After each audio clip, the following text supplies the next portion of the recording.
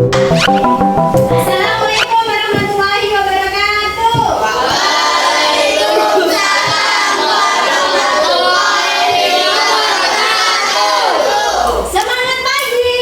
Pagi, pagi, pagi. Luar biasa. Yes. Apa kabar semuanya? Alhamdulillah luar biasa. Allahu Akbar. Sehat? Alhamdulillah sehat. Apa ya? Tepuk semangat dulu, tepuk semangat dulu. Sebelum kita lanjut, kita tepuk semangat dulu ya teman-teman. Oke, tepuk semangat. Semangat. Semangat. Tepuk satu. Tepuk dua. Tepuk tiga. Tepuk empat. Konsentrasi. Tepuk lima. Siap belajar. Oke, siap belajar? Siap. Oke, sebelum kita lanjutkan pembelajaran pada pagi hari ini, Ibu mau cek kehadiran dulu ya teman-teman. Ya, nanti kalian yang dipanggil namanya untuk hari ini spesial, kalian harus sebut cita-cita dengan semangat, karena semangat kalian itu berarti kalian juga semangat dalam meraih cita-cita. Paham? Ibu juga banter-banter nih, kelas-kelas nih manggilnya nih biar lebih semangat.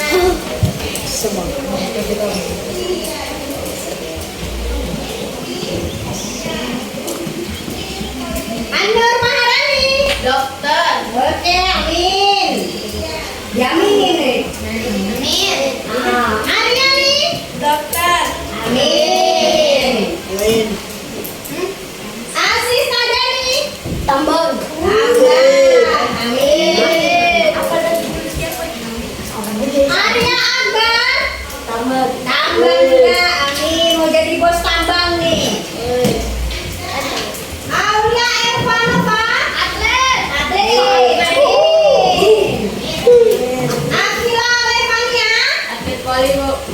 Atlet apa? Voli. Atlet voli. Mantap. Harus rajin olahraga ya.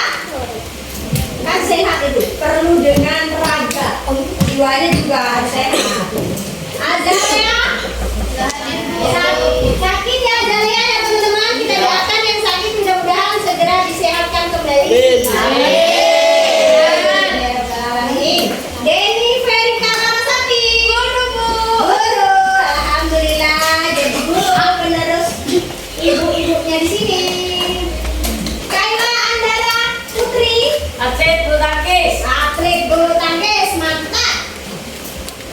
Melanie Anggraini. Atlet bulu tangkis juga, Bu. Alhamdulillah, semangat latihannya. Ada lagi enggak? Ada, Bu. Ada. Alhamdulillah. Muhammad Eko. Eka. Mekanik.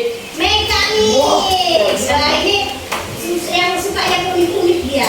Kan mekanik tuh ribet itu. Mesin-mesin kan? Nah, iya. Muhammad Fajar. Pemadam kebakaran. Pemadam kebakaran. Ngapain pemadam kebakaran? Ada pipis. Sopir. Tunggu. Jadi tukang madamin itu. Oh iya, semangat. Muhammad Fajri Alvarez. Kerja tambang. Kerja tambang. Mau jadi apa di tambang? Hah? Bos. Apa ya? Mau jadi sopir, bos, mekanik. Sopir. Oh, sopir. Ya. Oh, kan kerja tambang banyak. Muhammad Kadafi. Pemadam, Bu. Pemadam. Mau jadi bantuin orang-orang yang terkena musibah kebakaran ya. Muhammad Surya Tanjung. Konten kreator meningkat, Bu. Konten kreator, mantap. Nanti ibu yang subscribe Ya, Bu. teman-temannya ya. Semuanya subscribe. Sudah punya Ya. channel belum? Belum, Bu. Belum. Belajar. Oke. Musdalifah. Dokter. Amin. Nur Asifah. Perawat. Perawat. Alhamdulillah nanti perawat dulu baru sakit. Rawat keluarganya ya. Safa Alia. Oh ya, Safa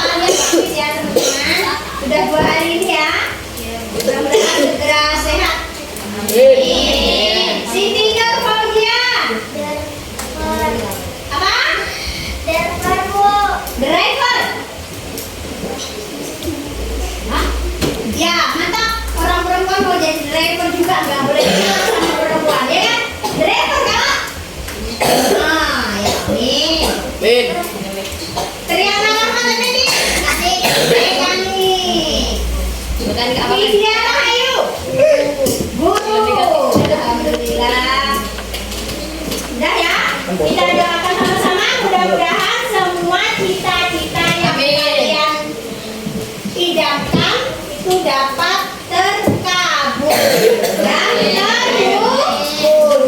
Makanya lebih semangat lagi belajarnya supaya meraih cita-cita. Jadi kita tuh hidup harus punya cita-cita ya teman-teman. Karena cita-cita itu penyemangat kita, itu motivasi kita mau kemana arahnya nanti untuk selanjutnya. Oke? Santai aja. Oke teman-teman, sebelum kita lanjut ke materi pelajaran apa saat ini? Iya, kirain lupa ya pelajaran Quran ya. Boleh dibuka bukunya? Udah. Ya, sudah siap ternyata. Siap siaga. Ya. Masih ingat materi apa yang sebelumnya Ibu sampaikan yang sudah kita bahas tentang apa? Tentang pengertian Al-Quran. Dan kita masih membahas tentang Al-Quran, pengertian Al-Quran, keistimewaan Al-Quran, ya. Kemudian nama-nama lain dari Al-Quran. Nah, hari ini kita akan membahas fungsi Al-Quran dalam kehidupan sehari-hari. Nah, sekarang sebelumnya Ibu akan bertanya dulu, masih ingatkah pelajaran yang kemarin? Masih. Alhamdulillah. Coba Ibu tanya, apa pengertian Al-Quran menurut bahasa? Saya Bu. Oke, Mimi. Bacaan. Ya, betul teman-teman? Betul. Jadi Al-Quran menurut bahasa itu artinya adalah baca. Berasal dari bahasa Arab yaitu qara'a yaqra'ul Qur'an. Oke, betul banget. Tepuk tangan dulu. Tepuk tangan. Alhamdulillah. Masya Allah. Tabarakallah. Hebat. Ya, hebat. Masya Allah, luar biasa. Ternyata masih ingat dengan materi yang kemarin. Juga sama materi-materi yang lain ya, diingatin ya, nama-nama Al-Quran. Karena sebentar lagi kita juga akan menghadapi PTS, SAS ya, apa?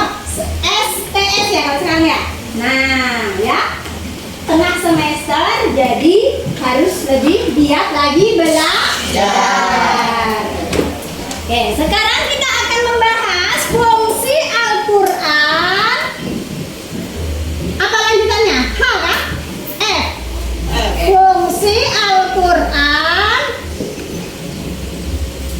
Al-Quran dalam kehidupan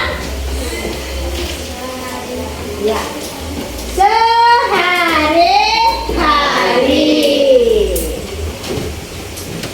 Kalau tidak salah, kemarin udah ada Ibu kasih sedikit tugas untuk memanfaatkan HP, yaitu mencari fungsi Al-Quran dalam kehidupan sehari-hari lewat HP. Boleh pakai YouTube, boleh bertanya juga kalau nggak punya HP yang keren atau nggak punya paket ya, boleh tanya sama orang tua. Nah, intinya itu adalah tugas belajar di rumah, memanfaatkan HP, yaitu untuk mencari fungsi Al-Quran dalam kehidupan sehari-hari.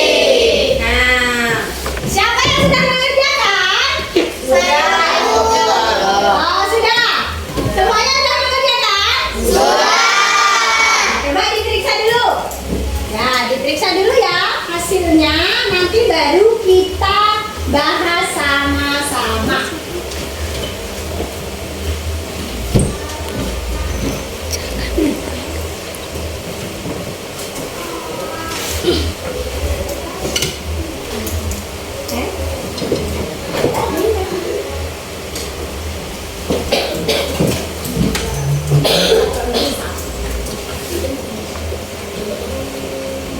Kerja kamu kemarin kemana?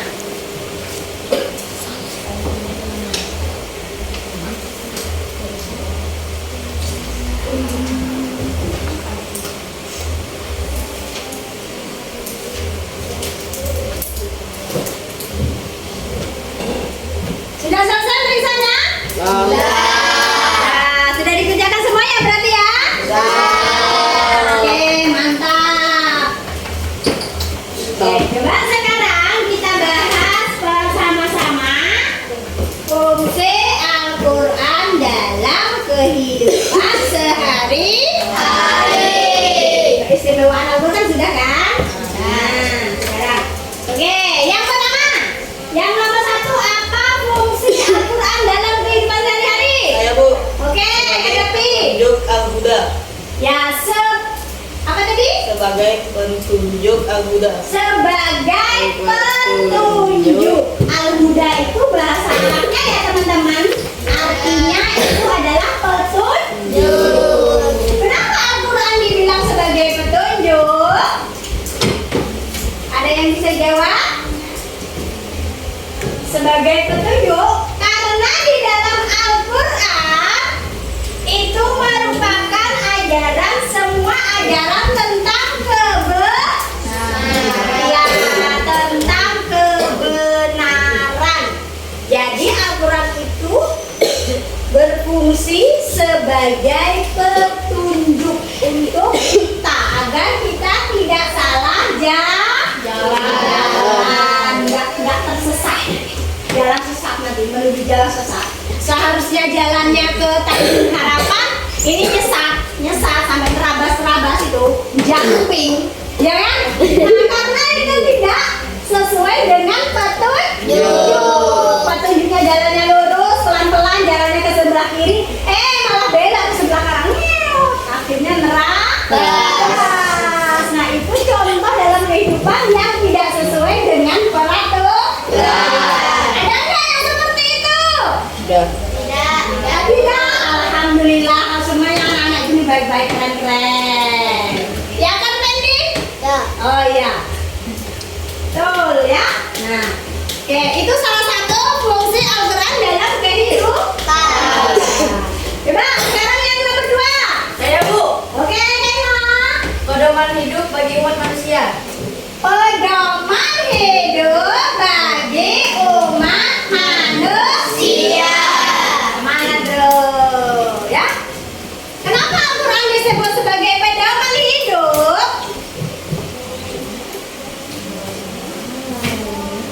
Kalian dari bangun tidur sampai tidur lagi itu sesungguhnya diatur, ada aturannya di dalam Al-Quran. Kalian tahu nggak? Kalau mau tidur disunahkan berwudu dulu. Itu iya, baru doa tidur. Bisa kan doanya tidur kan? Bisa. Bisa nggak Surya? Bisa. Alhamdulillah ya.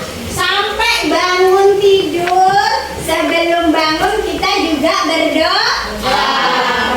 Jangan lupa bangun subuh, sholat subuh agar hidupnya lebih berkah.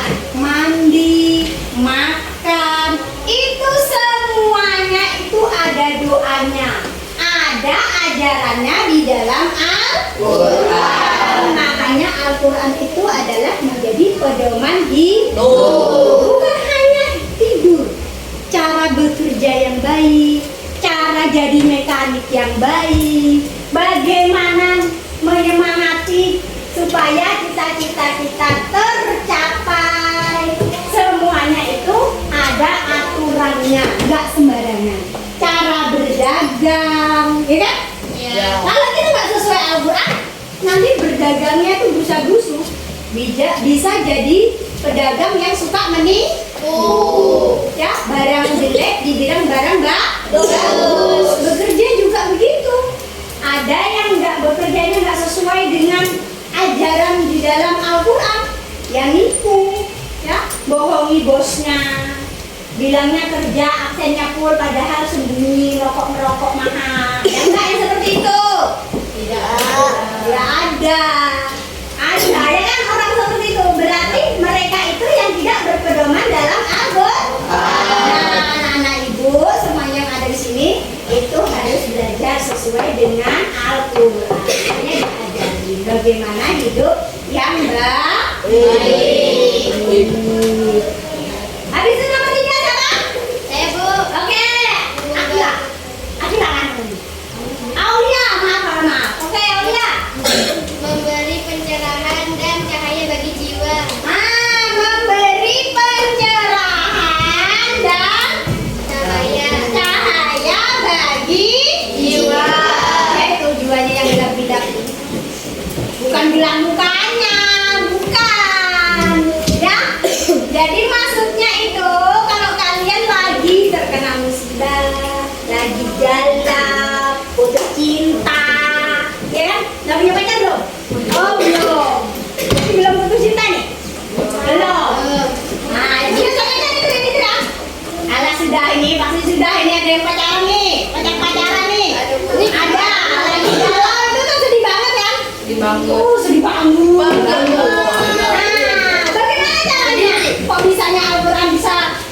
mengurangi jiwa tadi? Ya baca, ambil air wudhu, sholat 2 rakaat, baca Al-Quran. Insya Allah hatinya akan lebih tenang. Gitu caranya memfungsikan Al-Quran ya. Jangan cuma ditaruh di dalam lemari sampai apa yang berdebu. Artinya atau yang baru sampai baru terus seumur hidup. Berarti akhirnya tidak pernah dibaca ya, harus dibaca setiap hari minimal 1 ayat kan gitu ya. Oke, coba ibu tanya, hari ini siapa yang sedang membaca Al-Quran? Saya. Ya, tadi baca kan? Tadi pagi baca Al-Quran. Semuanya baca nggak? Baca Iqra. Ya nggak apa ya masih baca Iqra. Oh, nah itu adalah untuk agar kita terbiasa membaca Al-Quran setiap hari. Setiap hari kalau di rumah, kalau sudah nggak sekolah nanti setiap habis maghrib ya, setiap habis maghrib minimal tuh baca. Sudah tuh setengah halaman ya apa. Oke lanjut. Yang nomor berapa tadi? 4. Siapa nomor 4? Ya, Bu. Oke Fajar. Sebagai sumber hukum utama. Sebagai sumber hukum utama. Semuanya berpatokan dari Al-Quran ya teman-teman. Membuat undang-undang itu ada di ya. Kenapa mencuri dilarang? Itu ada di dalam Al-Quran. Kenapa berjudi itu dilarang? Ada di dalam Al-Quran. Kenapa berjudi dilarang? Haram. Kenapa haram? Dan mencuri tidak? Kenapa mencuri dilarang? Karena mengambil hak orang lain. Karena merugikan orang lain. Nah, itu juga semuanya ada di dalam Al-Quran. Oke. Paham Al-Quran? Paham. Paham. Oke, lanjut. Yang nomor? Nomor 5. Nomor 5. Saya Oke. menjadi obat penawar syria bagi penyakit hati dan itu. Menjadi pengobat atau biasanya itu disebut dengan asyifa, pengobat hati maupun fisik.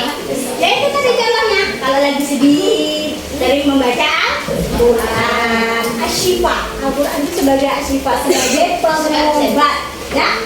Nah banyak ayat-ayat yang bisa mengobati sakit mata ada semuanya. Nanti tapi belajarnya itu harus terus belajar terus. Jadi jangan sampai cuma stop di sini. Kalian harus terus belajar mengkaji Al-Quran. Banyak sekali di situ dijelaskan fungsi-fungsi Al-Quran. Contohnya kayak tadi sebagai asyifa, al-huda, petunjuk, pengobat, ya, dan lain sebagainya. Oke lanjut. Yang nomor 6. Pengetahuan. Sumber pengetahuan. Sumber pengetahuan. Ya, sumber pengetahuan. Betul, ya? Kenapa? Tahu nggak kalian sumber pengetahuan? Semua ilmu pengetahuan itu sebenarnya bersumber daripada Al-Quran, teman-teman. Ya, jadi dari matahari terbit sampai matahari terbenam, pergantian musim itu ada ceritanya di dalam Al-Quran. Mereka itu membuat teori-teori itu tidak pernah lepas daripada Al-Quran. Gitu ceritanya. Jadi semua ilmu pengetahuan itu makanya disebut sebagai sumber, ya, sumber ilmu pengetahuan. Nah, kayak ibu ini cara mengajar yang baik. Cara ibu mengajar yang baik, ya ada nggak etikanya di dalam kuliah? Ada. Dengan tidak boleh berkata kasar, tidak boleh menghina, tidak boleh menganggap orang itu bodoh, karena semua orang itu pintar di bidangnya masing-masing. Capek? Tidak. Oh tidak. Coba, anu dulu. Ice breaking. Tepuk lah. Berdiri. Biar naik ape. Neng. Coba irama, nanti kan berdiri. Ikutin ini dulu ya. Ya. Nah, kan capek ya? Oke? Ibu juga ikutin ini. Ayo, bahasa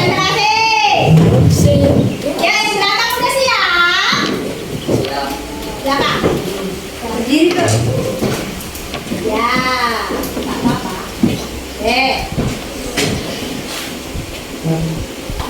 Kamu pusing nggak Siti?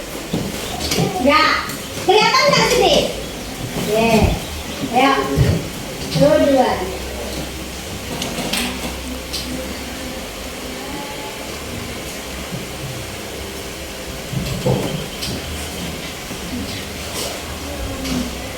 Depan. Congratulations. Berdiri lagi. Ke belakang. Oke, terima kasih. Tempo irama satu. Irama satu. Irama satu. Irama dua. Irama dua. Irama tiga. Irama empat. Irama lima. Irama lima. Irama lima dua kali.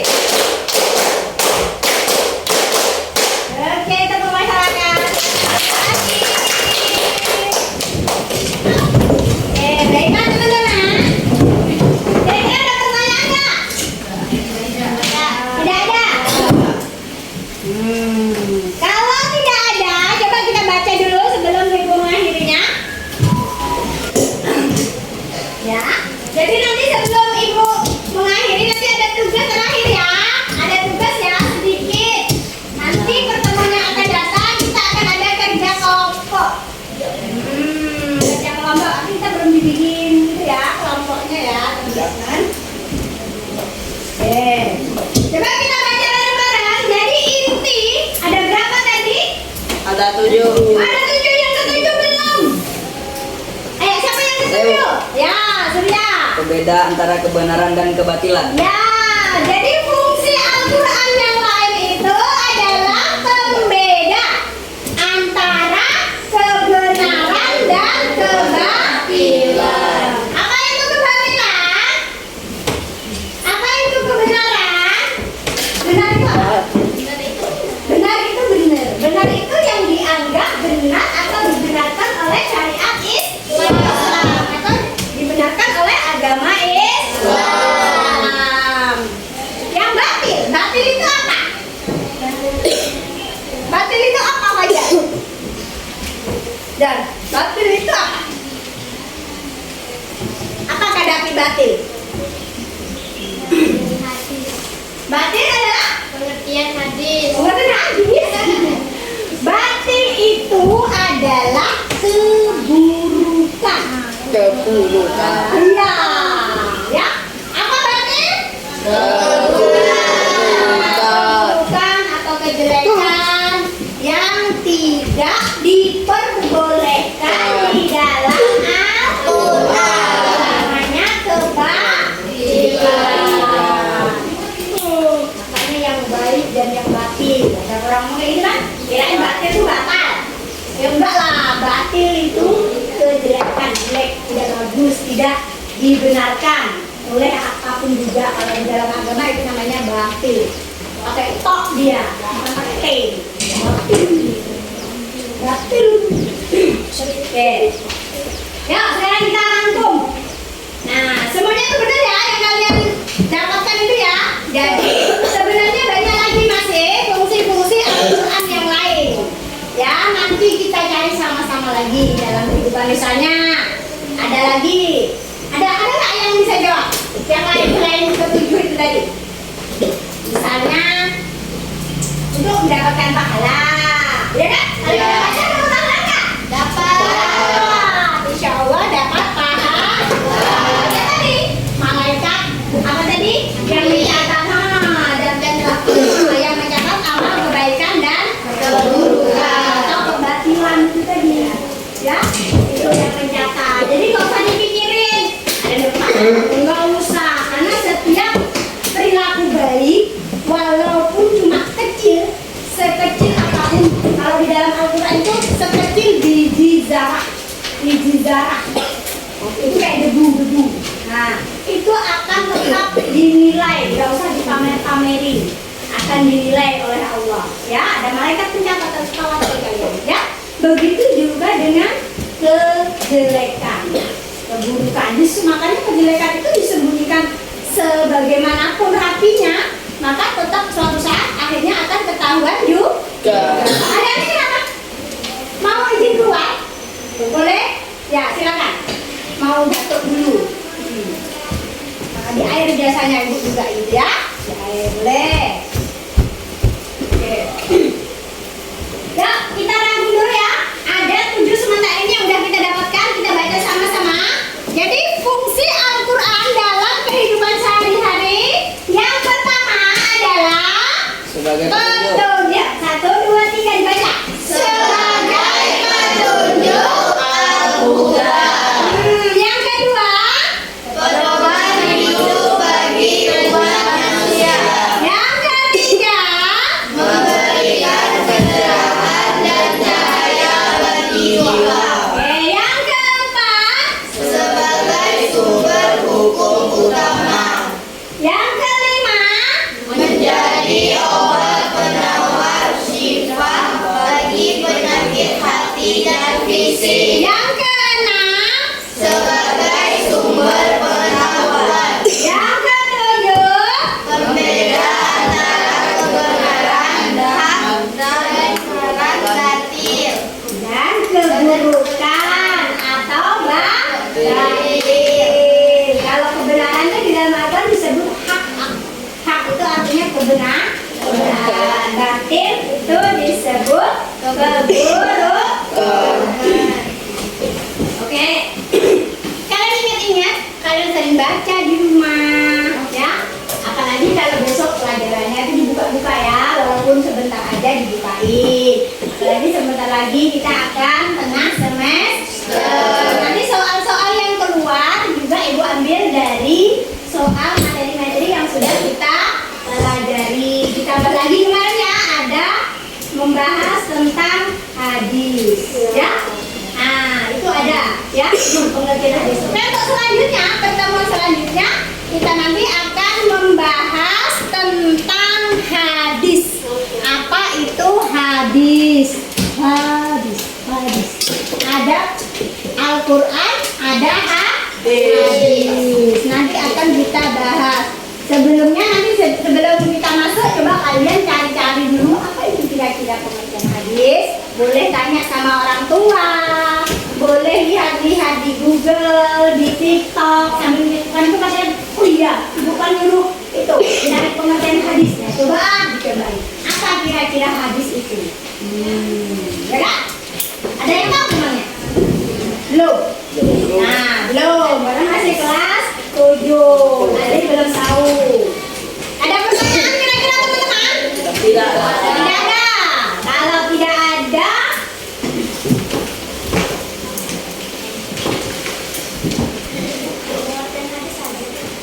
pengertian hadis ada? Oh ya, ada di catatan. Ya, nanti itu akan kita bahas untuk pertemuan yang akan datang ya. Itu pertemuan selanjutnya kalau kita belum semesteran. Oke, mungkin itu saja. Kalau tidak ada pertanyaan, mudah-mudahan apa yang Ibu sampaikan pada hari ini itu bermanfaat. Yang paling penting itu kalian harus diterapkan dalam kehidupan sehari-hari. Bacalah Al-Quran setiap hari, minimal 1 ayat. Yang belum bisa membaca masih ikro ya dibaca ikronya. Belajar yang semangat ya. Ya. Orang Islam Muslim itu harus bisa membaca Al-Quran.